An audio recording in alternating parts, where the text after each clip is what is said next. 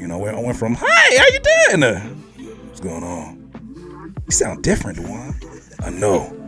Puberty. The one consistency in my life has been the inconsistency in where I stay. I said, "Girl, I'm yearning for you." She said, "Ugh." Because I spent so much time around adults, I didn't really relate to kids my age.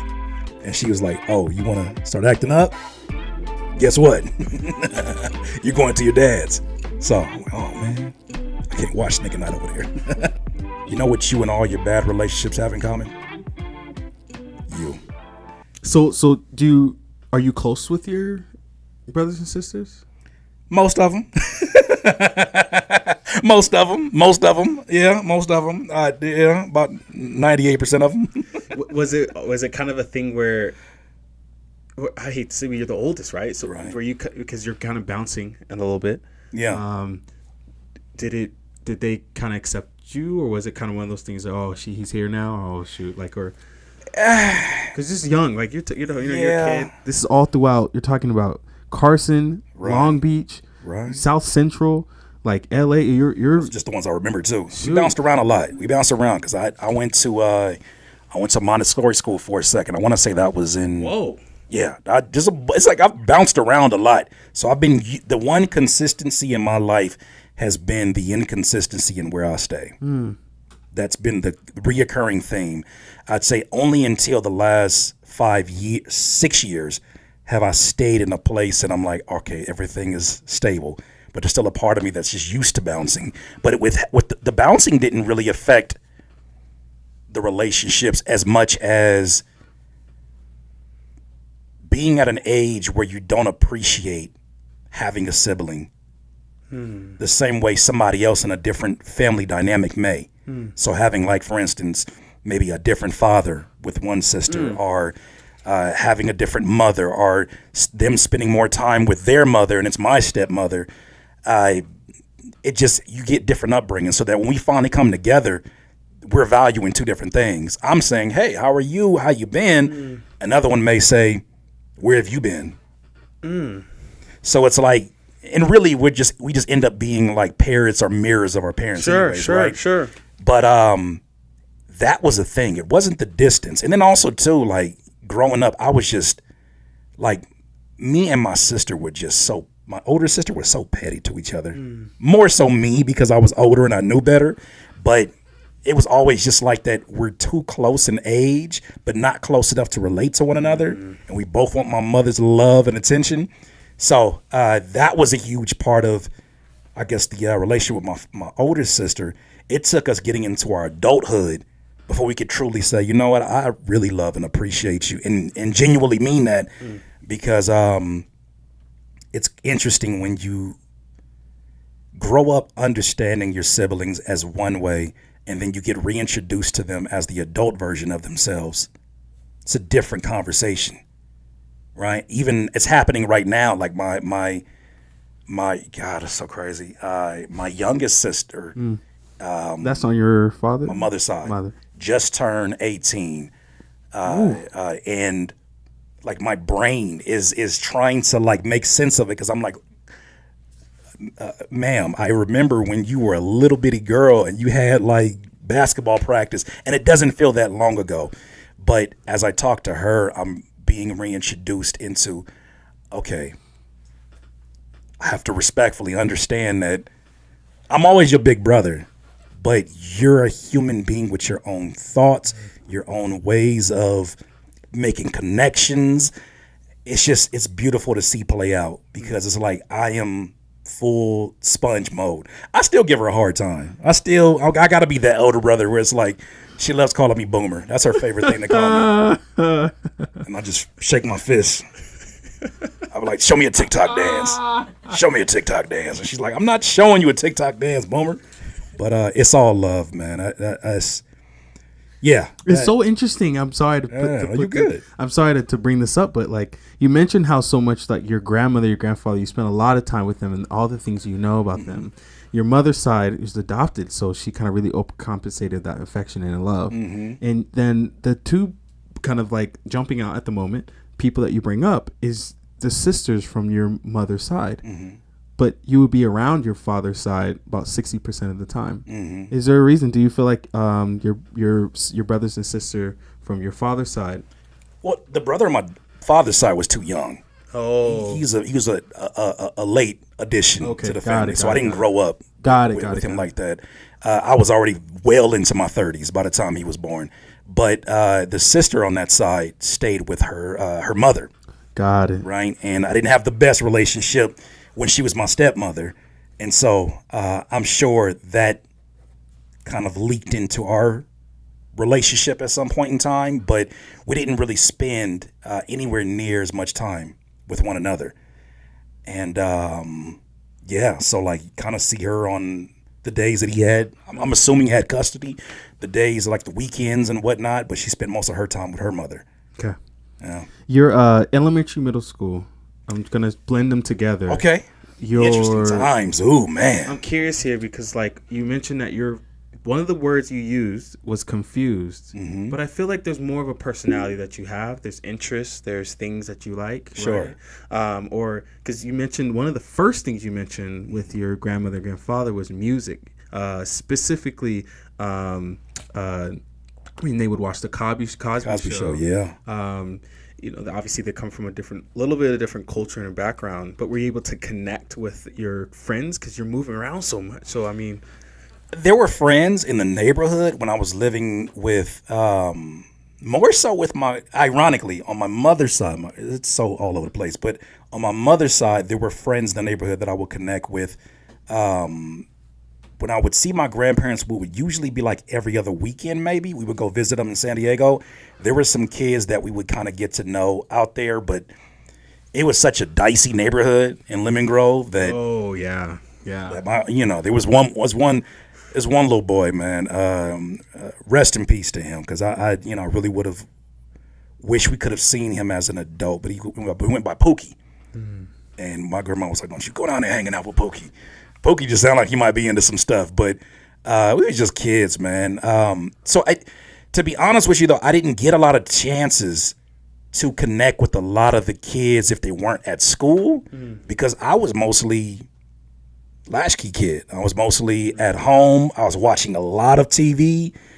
I would go outside when it'd be the weekends, but during the weekday, it was like, either I am being, at someone's house, as my parents are both working their 9-to-5s, or even like, I remember you said elementary, middle school, more so middle school, I would be at middle school all day at Curtis Middle School, partly where I get my name from. I would walk home from Curtis to the Carson Mall, and then from the Carson Mall to my pop's office, because he owned his own business. And I would just be in the office for hours and hours until it was time to go home. And then I would go home and be in front of a computer for hours and hours after I finished my homework, maybe watch a Laker game if I wasn't on punishment. And then I'd start the whole thing again. So most of my friendships at that time was either at school or very, very rarely on the weekends. So I spent a lot of time with TV. Yeah, I spent a lot of time with TV. That was your, I want to call it escape, right? But would it be more of like a, what would you call it that? Yeah, I would call it escape. I think it's accurate. I think that when you're talking about 90s TV, you're talking about, that's like the pinnacle of escapism, right? You're talking about perfectly. That's why it's so funny to see like Jordan Peele movies where he shows the dark side of these perfectly put together movies and our TV shows and sitcoms. Because I'm like, there's a part of me as a kid, as weird as it sounds, I would think, you can't always be this perfect. Life can't always, my brother and me, it can't always be this healthy in your household. You deal with some stuff. But that was 90s TV. It was the way that everything was polished. Everything had to be ultra prepared before it went to broadcast. And so that was a little bit of escapism, to where it was like when times got hard financially, when times got hard on whatever level, I knew I could become a nostalgia. Well, now I'm a nostalgiaholic because of it. But it was so weird. I would watch these 90s TV shows, like all that. I would watch like, Doug, and I would feel something emotionally attached to it in a weird way. Yo. I don't know if it's the chord progression. I don't know if it's because I was young and just goofy. I don't know what it was, but I felt a connection with the music, and it would give me goosebumps. Even now, it still gives me goosebumps to talk about it because that just brought a certain, like when I watch right now, I watch a trailer of Snick at Night. Immediately, I start to like get like that visions of me being in my grandmother's kitchen and taking the ice cream out the freezer and making a milkshake from scratch and putting the milk in there and stirring it up and getting ready for Snick at Night and watching all these shows. But yeah, a lot of my time was either there, video games, and yeah, man, I spent a lot of time. And feel free to drink water, man, if you want to. For sure. Yeah, because I know. Good. I'm the like pipes going are down going. memory lane right All right, now. man. I'm just making sure. I was like, it's like I'm Good. You want to put some whiskey in there? You know, maybe. You said a statement here. Two things I want to jump into. Sure. Well, three actually.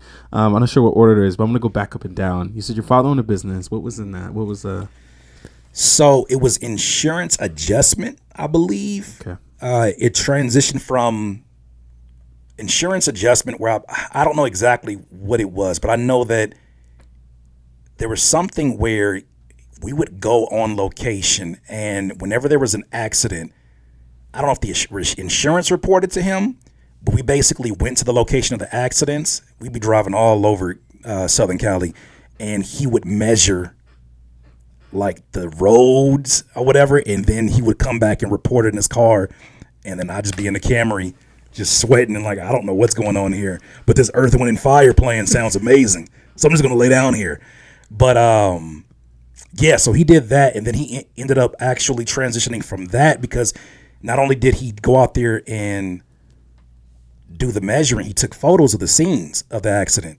So it had to be something insurance related. And then he actually opened up his own photo lab right after the riots popped off in Compton. Oof. So he opened up his own photo lab, and yeah, there was Oh my gosh. a lot of crazy memories there. And you were involved. You were pretty much along. He was bringing you along the ride to show you all this. I was there for every step of the way. Like it's part of the reason why I'm such like a nerd out so much with computers is because he would find ways. I don't care where we're at. He would find ways to teach me something, right? He wanted to make sure my brain was always working, always in motion, always kind of like weighing things.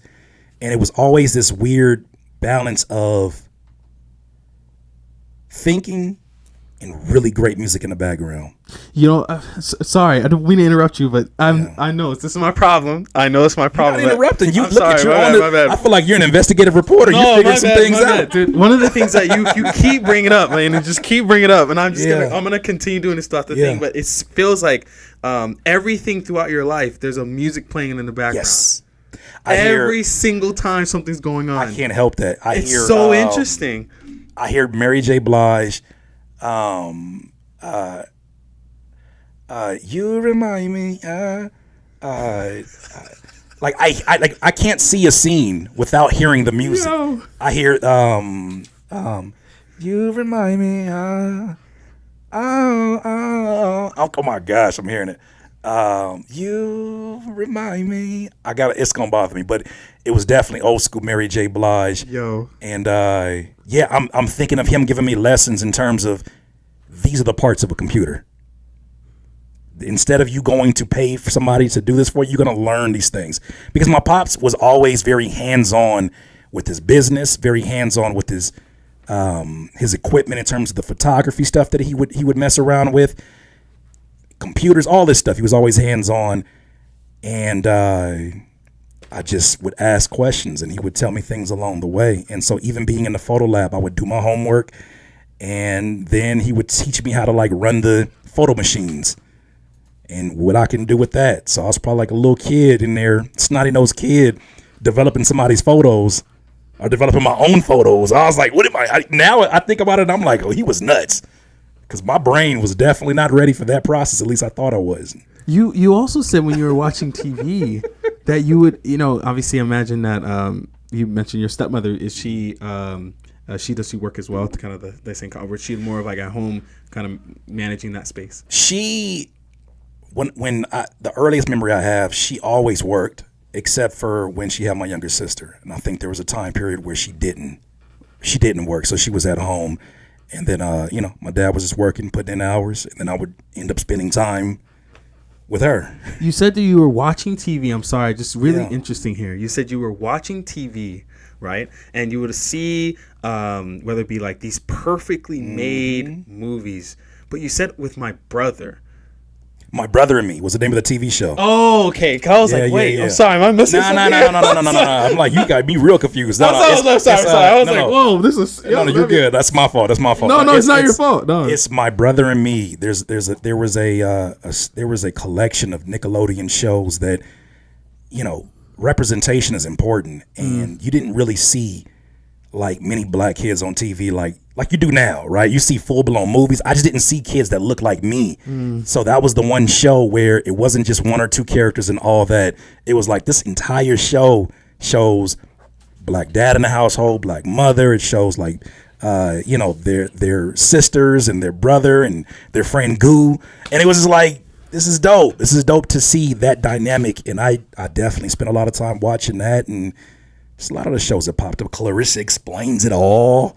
Freaking, of course, Ren and Stimpy. And, oh, my goodness.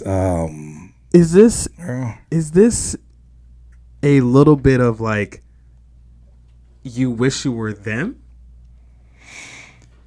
I think this was probably an escape for me during that confusing stage that I talked to you about. Especially going into middle school at this. Especially middle school. Now, what is going on here? So, what I'd come to realize later on is that because I spent so much time around adults, I didn't really relate to kids my age. There were conversations that I had that were way further than my age group was probably having, or at least I assumed that they had. So when I talked to kids about things they were into, Dragon Ball Z, I didn't have anything for them. It really wasn't my upbringing. Like I love my Nickelodeon shows, but so much was happening in real life that kind of sped up my childhood a bit. And when I would get around other kids, it was like, I can relate to you because we're kids, but I'm going to say something eventually. I remember I told a girl, I was like, I didn't know any better because I was there was a song my pops would play, and it was like something like yearning for your love. And I told her, I said, girl, I'm yearning for you. She said, ugh. And I was like, that does sound crazy, huh? I didn't know. I was brought up by 70s music and 80s cameo confunction, and I was talking like the music that I was hearing or the conversations that I heard amongst my elders. And these TV shows are made by older people too. Yes. So the scripts, even the cliche moments, they're made from the perspective of an adult imagining what a conversation between kids is. So here I am. Here I am. Eating it up. Eating it up. Here I am. So how's school life then? Are you getting any solitude, any safe? Is that like a safe? No, hell no. There were, when I saw how different I was from my peers, I stopped speaking for myself. I stopped speaking up for myself. I felt like everything I was saying was being judged. My accent was being judged. What I looked like and how much it didn't add up with what I sounded like was being judged. When I would, like I told you earlier, when I would like talk to girls my age and they were like, no, I don't like you, I like him. And it was like he was the complete opposite of what I was. There's a lot of insecurity that started to build in that point in time. I don't blame them because we're just kids, but at that time, a lot of insecurity started to get built. And so I did see solace in the TV shows. I love seeing Doug go after Patty Mayonnaise because I'm like, man, must be nice. Must be nice there, Dougie. But I would try to play those out and it just wouldn't be the same. Like it wouldn't be the same because, once again, you talking about, now that I look back, a lot of kids who their idea of a healthy household is completely, like for them, they looked at me like, oh, your dad's in your life? And it got to the point where, so my dad's in my life. We can't relate on that level. Also, my dad made sure that I never, like, he was very much about, when you go outside, you don't represent just yourself. You represent your people and your race. Don't go out there embarrassing nobody. So there was a lot of, like, my vocabulary at the time was way beyond, which in most school situations would be freaking amazing. That means that you're going to excel.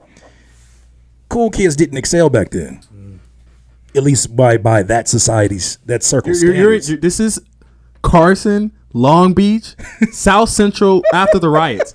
Like, I just think people don't really just want to put that into context. And don't get it twisted. Like, it wasn't like my dad was a square neither. Like, my dad was someone who it's a very interesting, like, because I think back, like, now he doesn't listen to hip hop, but I remember him picking me up and dropping me off to school one time, or a few times, and he's playing NWA, and I'm just like, NWA, Couldn't Function, Earth, Wind and Fire, Ice Cube. I remember one time I went through my mother's, because my mother, we'll get into that. She's the majority of my music background. I went through her cassette tapes. I saw gospel, Fred Hammond. I saw Kirk Franklin, and then I saw Scarface. I picked that Scarface tape. I said, "Mom, what's this?" She said, "I like the pianos on it." I said, "I bet you do. I bet you do." So, like, they both are whatever somebody thinks by hearing me describe them. I mean, just like anybody, it's so many layers to it, and that's something that even now as an adult I'm very, like, intrigued by, is unlayering beyond what stereotypes my brain tries to attach to. Oh, you're that type of person, or you're this type of person. I want to unlayer and see, like, I never would have thought that this was a part of your story. And so I am the poster child of that. Like, from my parents to who I am is, like, the epitome of not judging a book by its cover, because you're gonna miss the best part. So are you in the same middle school the entire time? I believe so. Yeah, Curtis Middle School. I had to be. Well, yeah, because I went from, so it's mostly in Carson. So this is a time period where a long stretch of time I did stay with my mom. Oh, okay. So this is with my mom. My mom is in Carson. My dad, I believe, is living in Long Beach, or he's going back and forth from Carson. But I stayed with my mom only because of how close it was to the school, and I was walking distance. So, I spent a lot of time kind of just going back and forth there. But there was a break at some point in time. I want to say it was either 7th or 8th grade where I started walking to my dad's office and then staying with him. Usually I would go stay with my dad whenever I was acting up, because my mom was a lot easier for me to just, like, get away with stuff. And she was like, "Oh, you want to start acting up? Guess what? You're going to your dad's." So, oh man, I can't watch Nick and Night over there. I can't watch my brother and me over there. Your relationship with girls. You mentioned that you and your sister was kind of, you guys had this kind of petty thing going on. Yeah. The relationship with your mother was, at least, you felt like your relationship with your grandmother is good. But your relationship with your stepmother and then your grandmother from your mother's side was the best. And the school, it felt like you were trying. What was your relationship with love? Confused again. Trying to figure out. I mean, at that point, I remember the first time I told my dad, like, "Oh man, I told this girl that I liked her, and she said she liked me too." And he was like, "Boy, you too young for all that." And he was immediately shut down. And I was like, "All right, not bringing that up again." This is a middle school, mind you, right? I was like, "I'm never bringing that up again." Thought I could have a conversation about that. He was like, "Nope." He was like, "Boy, you too young for that. Folk, you keep your head in those books." All right, pops. So that was on that end of it. But actually in person, man, for a long stretch of time, especially elementary, middle school, I was just like, oh my God, I was wet behind the ears. I was like Google-eyed over, like, oh my God, this is my new, like, I'd romanticize, like, oh my gosh, I'm going to, go get her some roses if I had the money for some roses, and I'm going to write her poems. And it was just like, ugh. That's rough. Nobody want that. Like, that was kind of the thing. But it's funny. I remember my first crush, Shalina. Shout out to Shalina. Ironically, after I told you that story about my pops, I believe my pops, this is like elementary school. I believe my pops took me to go get roses at a 7-Eleven. And there was a magazine. I forget the name of the magazine, but it used to have like cartoon characters on it. It was like a kid's TV guide almost. And I got her that. And guess what? He don't know this. He don't even know this. I was so scared to go give it to her. I just gave it to the teacher's aide. Yo. Sure. Yo. Because of the fear of rejection. Yo. My first crush. I gave it to the teacher's aide, and she was like, "Oh my God, that's so amazing." I never forget the look on Shalina's face. She was like, "Is that what we're doing?" I was like, "You would have wanted that?" That's when I learned a valuable lesson too about the law of detachment. But no, just to kind of give a zoomed out point of view, it wasn't the best of relationships, and it wasn't because like I rejected it. It was that I didn't understand the nature of young women, of girls, of women in general. All I know is I had so much amazing respect for my mom. I could never disrespect a woman. And unfortunately, like I said, them coming from a lot of different types of households, you were looked at almost as a simp. Yeah. Or as a punk. They want a thug. They wanted the tough guy, right? So that wasn't me. That wasn't me at all. And then I was kind of quiet too, a little soft spoken. It was almost to the point where they felt sorry for me at times. My pants were flooded a little bit, and I just didn't talk. I would just kind of observe, and I would see the guys who did well, and I was like, I don't know if I could ever bring myself, even at that age, like I don't know if I have that in me to do that. But it wasn't until high school that really kind of started to make a shift. Most of that, though, when I look back, had to do with a lack of self-confidence in myself. The insecurities that you were fighting. So much of it had to do with that, because hindsight is 20/20, right? In the moment, you think that, oh, they don't like me, they don't da-da-da-da. But then I started thinking about some of the things I said. It was really weird for a middle schooler to say. Sure. I could have wanted them to react a different way, but they're kids. But now that I look back and I'm like, so much of the work, the hard work to, first of all, love myself. How can I know what love is if I don't love myself? Yo. So much of the hard work had to be done. Puberty helped. Hey. You know, I went from, "Hi, how you doing?" "What's going on? You sound different, Dewan." I know. Puberty.